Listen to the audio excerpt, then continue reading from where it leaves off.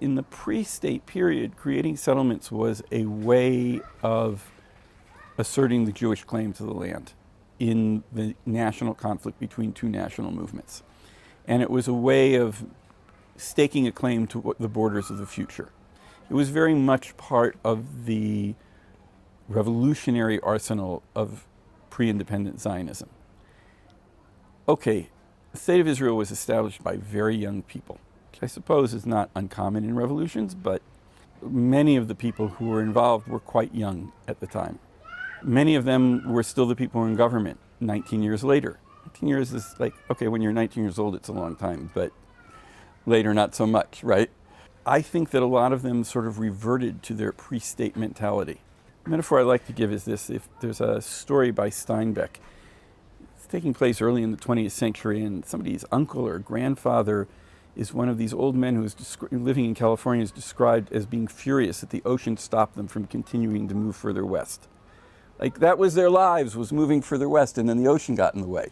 Yeah, right? I suppose from a psychological angle as well. I mean, people's identities are formed, in the crucible of late adolescence.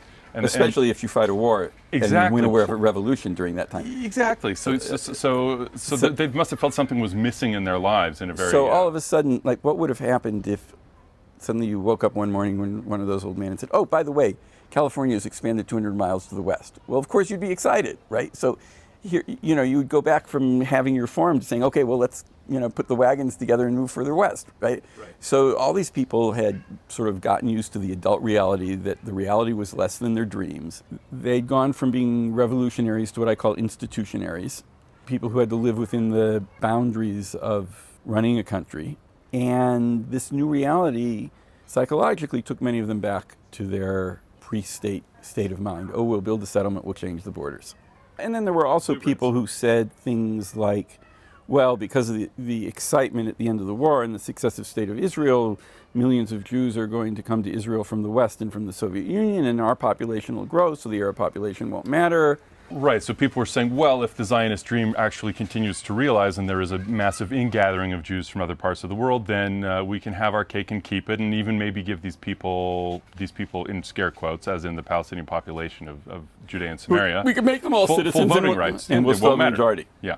So there was a segment that was thinking in those ways. In 1972, there was a debate in the Labour Party Central Committee about the future of the West Bank, and the finance minister, who was a numbers whiz, got up and said, birth rates are the same as compound interest. You were all supposed to learn how to do compound interest in elementary school. You're talking about bringing all these Jews from the Soviet Union in the West. I'm telling you, he says, what are we going to have in the state of Israel when it's 50 years old in 1998? He says, if things go on the way they are, with the populations growing at the rate they are, he said something like 48% of the population will be Arab in 1998.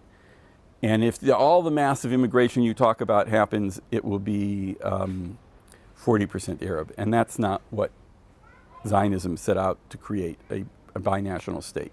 As it happened, there was one chunk of that immigration did happen from the Soviet Union in the 90s, and around 1998, if I remember my calculations correctly, the figure was 44%. Of people between the river and the sea, right, were Arab, whether that means Arab citizens of Israel or residents of the occupied territories. So it's curious to me what psychologically is going on with people for whom that did not resonate. Because these aren't dumb people. I think that if you look around our world today, you see an awful lot of examples of people ignoring obvious truths because it doesn't fit their political conceptions. Meaning their ideological constructs. We're sitting here on a very hot afternoon in Jerusalem. Everybody you can talk to in Jerusalem will tell you that summer afternoons in Jerusalem are hotter than they used to be, and that there's more hot afternoons in Jerusalem than there used to be. But the leadership of the most powerful country in the world ideologically denies that climate change is going on because it's uncomfortable for their program.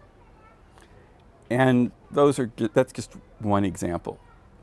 They knew they had a problem. They came up with ideas that would allow them in one way or another to have what they thought, or they convinced themselves to have what they want without bearing the price. And there were people who said that's not going to work and were issuing warnings, but they did not have ultimately control of how things went. And one of the reasons that they didn't is because the people who wanted to keep land could create settlements, but the people who did not want to keep land could not uncreate settlements. They could protest. Right. They were the means available to them were much less effective. So this began as a project essentially of the Labor Party. To get back to our original thread, by the time Labor left power in 1977, there were nearly 80 settlements already existing in the Sinai, Gaza, the West Bank, and the Golan Heights. A town had been established in the Golan Heights, which is still there, Katzrin. The city of Yamit had been founded as the pet project of Moshe Dayan in the Sinai. The foundation had been built. The Likud, when it came to power, built on that foundation and built much more quickly than Labor did for all sorts of reasons. They had fewer internal arguments about the future of the territory. They weren't committed to socialist settlement, so they weren't held back by the number of people who were still willing to live in kibbutzim. But they basically built on that foundation and expanded it much more widely.